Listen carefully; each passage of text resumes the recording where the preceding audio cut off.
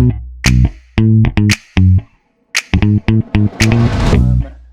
right, well, welcome everyone, and thank you so much to Mutu and Alex for that really generous introduction. I'm excited to be part of this group of true experts. I think the folks here today really bring such an impressive depth of knowledge in parcel data. I'm humbled to be among them. And with it, let's dive in. So my name is Matt Hampel. I'm the Chief Data Officer here at Regrid. Regrid is a parcel data, a property data mapping company based out of Detroit, Michigan, and we collect data on every property in the United States. So I'll talk a little bit more about what we do in a second. And today I really want to talk about the challenges that we see working with data at a national scale and some of the assumptions that people might bring to the problem. But a little bit first about how we came to this. So just to be real clear here, we're not talking about this kind of parcel. If you're looking to track your Amazon package, that's a different meetup. We're talking about this kind of parcel. So property, land, land records, land boundaries. And land has a deep and varied history across the United States. Since we're a US-based company, of course, I'm going to be super American-centric, and I'm just going to skip all of history, skip way ahead towards 1785 and the Public Land Survey System in the United States. Originally proposed by Thomas Jefferson, teams of people went out to survey the land ceded to the United States by the Treaty of Paris in 1783. The measurements of the land were based on the sun and the stars and distances measured with chains and rods. And of course, the true nature of land ownership is much more varied, much more detailed, and much more complex and troubled than this. But the truth of it is, at this point, we live on a giant land grid. The nation from Ohio westward was physically divided into these square mile sections and ultimately subdivided to create the framework for the states, the towns, and ultimately the properties that people live on today. And this system is in contrast to kind of more organic descriptions of land tenure. So the system has become more formalized over time. Legally binding markers like this are used to mark the corners of sections. They could have been as simple as marks on trees, scars on trees that persisted, and became more formalized over time. And here's an example of a metal marker set in Houghton County, Michigan. So skipping ahead way further in history, let's skip another 200 years in the future. This is how and why we got interested here at Regrid. These property lines define the organization of land across the United States. They also are a huge factor in local revenue and government. In the US, about 2018, about $550 billion in tax revenue was collected from property taxes. And this is important to us because, as I mentioned, we're a Detroit-based company. We really got our start in the city of Detroit, and post-industrial cities like Detroit have seen decades of disinvestment that have led to declining land values, which then impacts everything from city services to generational wealth and safety. So based in, like in the 2010s, we got our start in Detroit, and we realized that land is one of the fundamental pillars to stabilizing cities. Starting in the period of Detroit's bankruptcy, which is one of the largest municipal bankruptcies ever at the time, we helped lead a citywide survey of around 300,000 of Detroit's parcels. We built software and data mapping tools to let people go out into the field and collect data on these properties, like, can they take a photo? What is the condition of the property? Is it occupied? Is it in good condition? It's putting this abstract data, this very abstract data that is invisible for the most part, to really practical use. And that work has continued. We'll talk a little bit more about later how it's even going to grow from there, but we can continue to work with groups like Neighbor to Neighbor, which goes door to door in Detroit to this day to help people facing foreclosure understand their options and find solutions to stay in their homes. And at the same time, this work grew. We are fascinated with parcels, and starting with that small little survey in one city, we've grown to collect over 150 million geospatial parcel boundaries in the US, and that's growing. It covers 99% of the US population, and really it's just a large data set that touches basically every part of the American economy. So what we do as a company, we help people find that information at a nationwide scale. It's browsable for free at no cost. We want people to access and use this data. It's browsable for free at regrid.com. It's also enhanced with additional tools. So we have mapping, styling, surveying tools, and we've also brought in a lot of additional data sets that power this data. And we also make it available through bulk licenses, through files, through an API, through a tile server.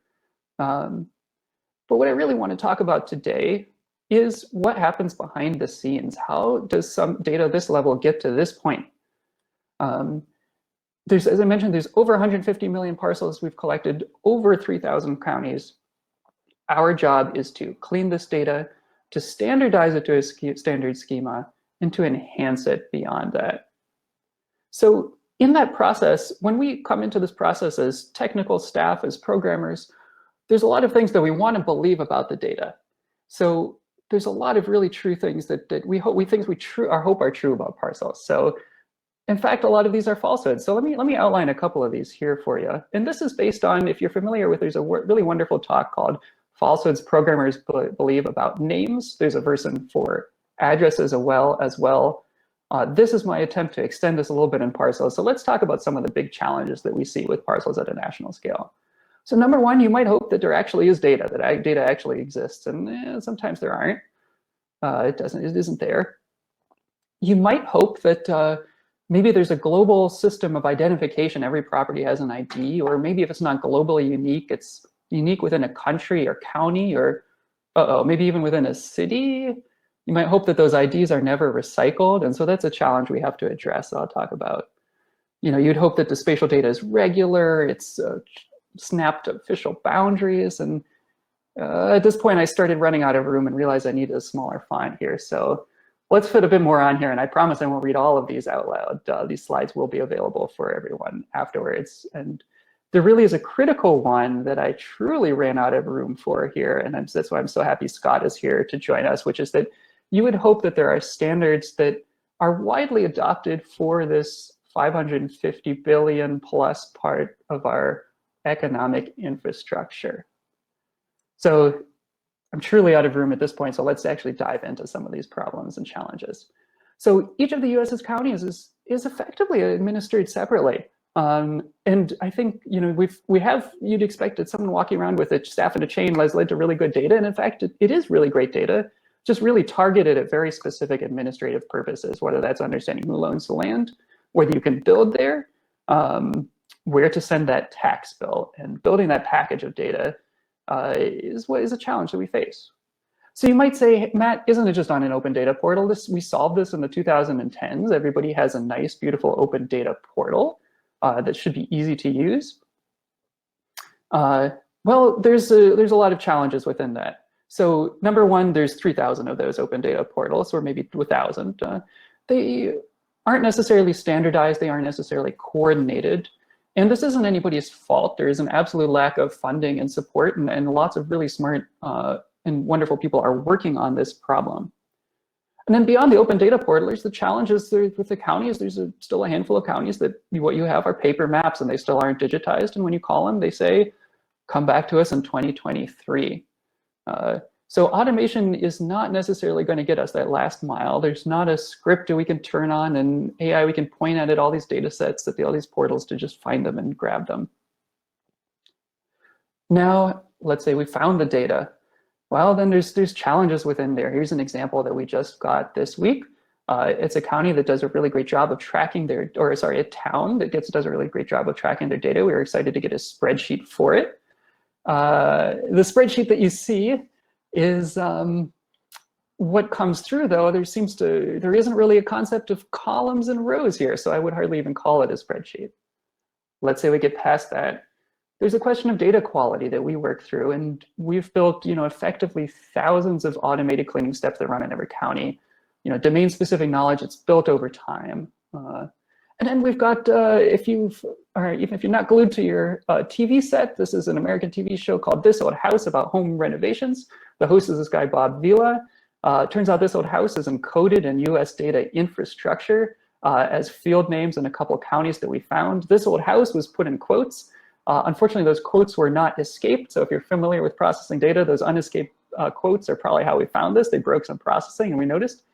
This whole house has made its way into the US data infrastructure. So how do we deal with it? Look, this is a big problem. How do we deal with these challenges? Well, cutting edge technology. This is the first time we've been able to talk publicly about this. Please take a screenshot. This is top secret information. Our architecture diagram is here. We have TensorFlow, Hadoop and Hive, we have multi-cloud, Go, and Rust in the mix. This is super complicated. And I know nobody would be interested if there wasn't blockchain in the mix too. So of course we have to put blockchain in the mix. But really, no, truly, I'll give the true technology stack in a minute there. AI as well, yes, yeah, AI as well. Here's the truth of it. It's not big data. Now, is it kind of inconvenient when it comes in? Absolutely, I would nearly call it inconvenient sized data. And it really, the grace is that there's a scale to this. Twitter might be dealing with tens of thousands of tweets a second. Fortunately, property in the US is not yet transacting at the tens of thousands per second level. The data is growing pretty predictably. Don't have a global network of sensors or satellites collecting petabytes of imagery data a day. It's a challenge to get it ingested and standardized, cleaned. But once you have it there, you can bring it into a ton of different tools.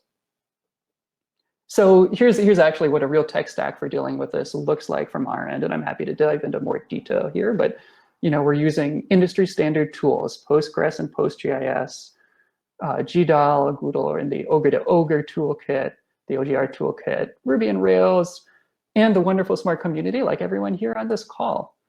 And I'm going to put our real trade secret in small letters here in the bottom, which is regular expressions, and hopefully all the programmers gasped in horror, but this is also a big part of the magic. So, really this stack is based on this wonderful talk, choose boring technology at boringtechnology.club. I really recommend this talk, but I think the key takeaway is you don't need the world-class infrastructure or absurd infrastructure that perhaps I shared earlier there to handle this data. I think there's wonderful standards out there. PostGIS and Postgres are wonderfully reliable products that we use all the time. Many of these tools you might already know about, but I wanted to share them in case they either haven't come across your radar or the applications in this project don't make a lot of sense. But SQL, well known in the industry and available to many people. The GDAL stack is the format for the strategy for converting. Data is flexible across many tools once it's ingested, but you can bring your own stack. We've seen everything on this list and more, which is why I'm so excited that MakePath is going to be here to talk a little bit more about the Python and Pandas data stack with dealing with disparate data at this level. But we've seen everything from Esri, Google Maps, MySQL, Microsoft SQL, BigQuery, and the front React and React Native in the front end. So now that we have this data, what do we do with it? And it's kind of part two of, isn't this just open data on an open data portal? Well, of course you can skip those portals. You don't have to go to the 1,000 or however many of them. One thing I've been surprised by in this industry is Esri, open data tools and portals are everywhere. And you would think that there's a ton of alignment around tooling, but there hasn't been a lot of alignment around data and structures. So that is something that you can skip entirely once this is in one place nationwide. The other is that points are problematic and shapes are, this is spatial data. This is shape data, polygons and multi-polygons for the most part. And that means it joins really well to whatever you're dealing with. So if you've dealt with address point data and have trouble matching in the past, this solves a ton of those problems because you've got shapes to grab into. And to that front, I'm really excited to say that we're going to be announcing a great new product in next week, which is we've gone ahead and created a matched premium parcel data set with building footprints. It's a demonstration both of the ability to provide this data, these two really great data sets combined, which adds a lot of value there. And we've done the matching for you, which is a big value there too. So we've done this as an exercise to show that having these polygons really empowers a lot of additional joins on there. This data can feed into your models. So when you are building AI, now is the time, this is the time when it fits in. We've done the work of standardizing cleanliness. Other folks have done work around this. And so we're happy to share our knowledge and experience and be as open as we can on this front. So what's next for us? Of course, we're always working to get those counties that say they're digitizing and call back in 2023. And once we We're working on the completeness of all the attributes in their currency. But once data is available at a nationwide stage, it really breaks open all these additional possibilities. A big key one here is this shared learning, shared resources and shared learning so that we can together build tools that can address these data challenges and make it easier to use. There's really fun things around classification. Our team has been building out using standards from the American Planning Association, a multi-dimensional land use classification for the whole United States. So we're able to go into detail on many standards from the land-based classification system, improve tooling, like I mentioned, and also tackling change over time. So this is an old data set, it's a new data set, the data is improving every day. So how can we look back in time and bring that information, for example, looking at the vacancy status of every address that we can in the United States across time, unlocking those things we think is a huge next potential there.